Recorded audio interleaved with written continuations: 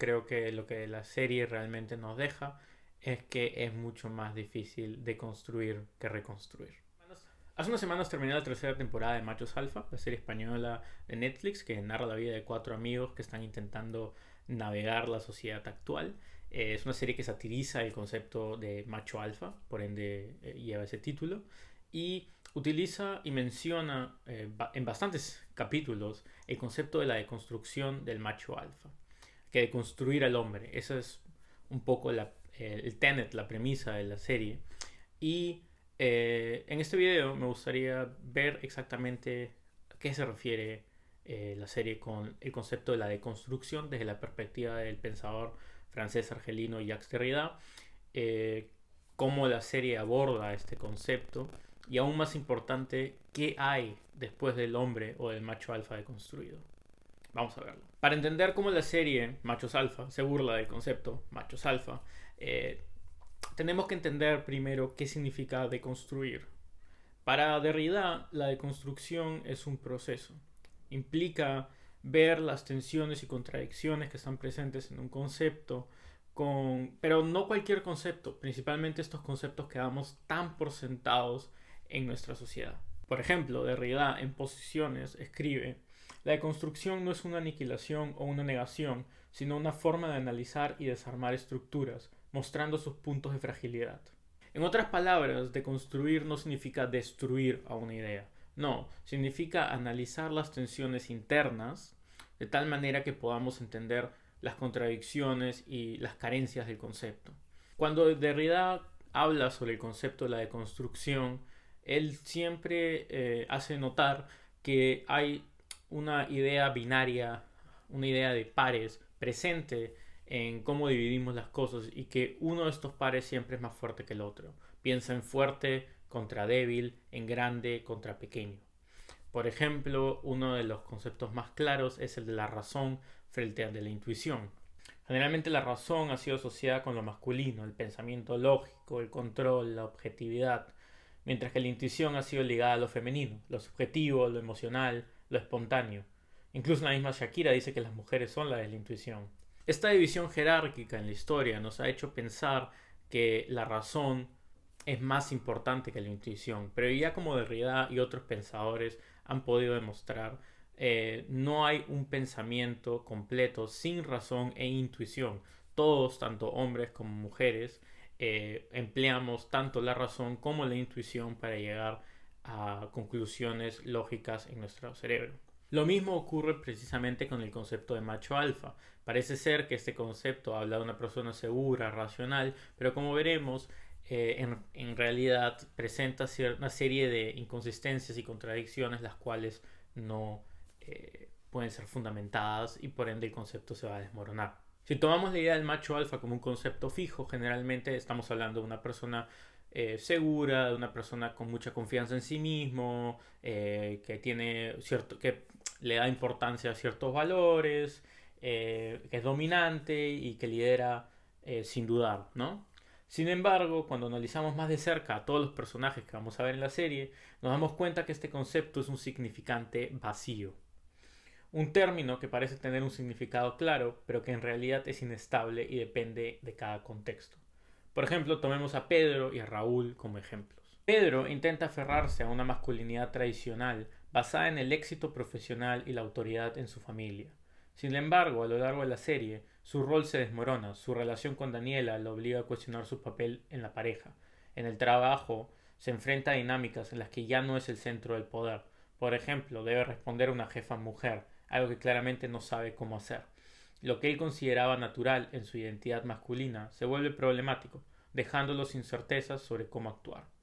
Raúl, en cambio, representa otra faceta del macho alfa, el hombre seductor, confiado, que mide su valor a través del éxito con las mujeres. Pero cuando su enamorada Luz le pide una relación abierta, esto le obliga a enfrentarse a nuevas reglas de juego, su seguridad tambalea. Descubre que él no tiene el control que creía y que en el contexto donde el deseo y la fidelidad se negocian de manera diferente, su identidad masculina deja de tener un anclaje claro.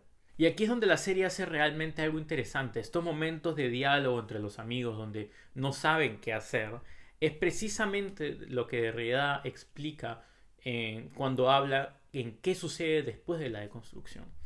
Derrida explica que, claro, cuando uno de los conceptos se desmorona, y esto es un poco lo que hemos visto también en el video, en un video pasado que hice de Nietzsche, que, donde hablamos del concepto del martillo.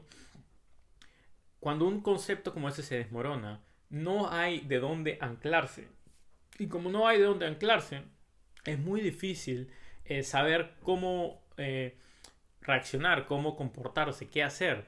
¿No?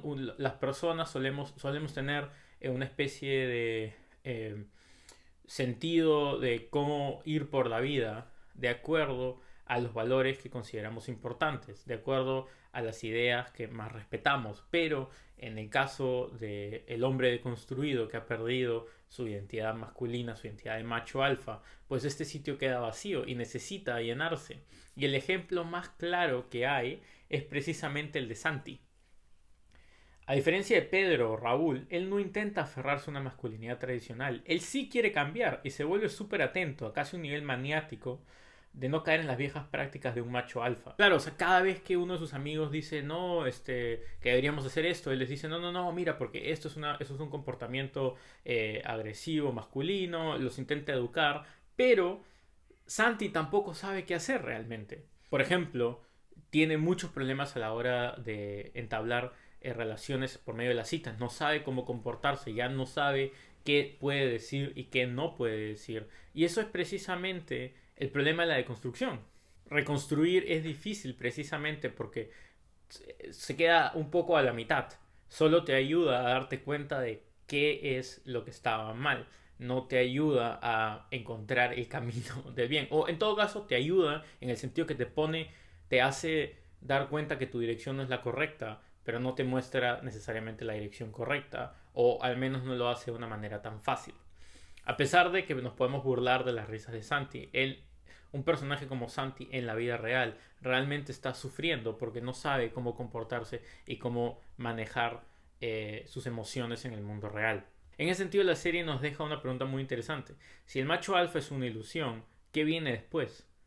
¿Qué es o cuál es la verdadera masculinidad?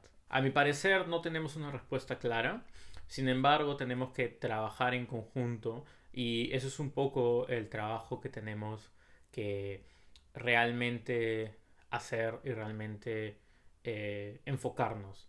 Veo que hay mucha polarización en redes, por ejemplo, muchas personas tienen sus propias opiniones sobre cómo tenemos que trabajar las nuevas tendencias feministas o las nuevas tendencias de la masculinidad, pero realmente no hay un diálogo interesante donde las personas se acerquen y quieran conversar y quieran mejorar. Se siente mucho, o al menos mi percepción del tema es que hay mucha polarización y es más un intento de oprimir a las personas que no piensan de la misma manera y obligar a las personas o intentar hacer que las personas se adapten a los nuevos pensamientos. Y es difícil porque como Derrida precisamente hace notar, la deconstrucción no nos da realmente un camino para trabajar, tan solo nos muestra las incertidumbres presentes por medio del análisis de los conceptos. Ahora, eso no significa que no tengamos que deconstruir. Deconstruir puede estar muy bien.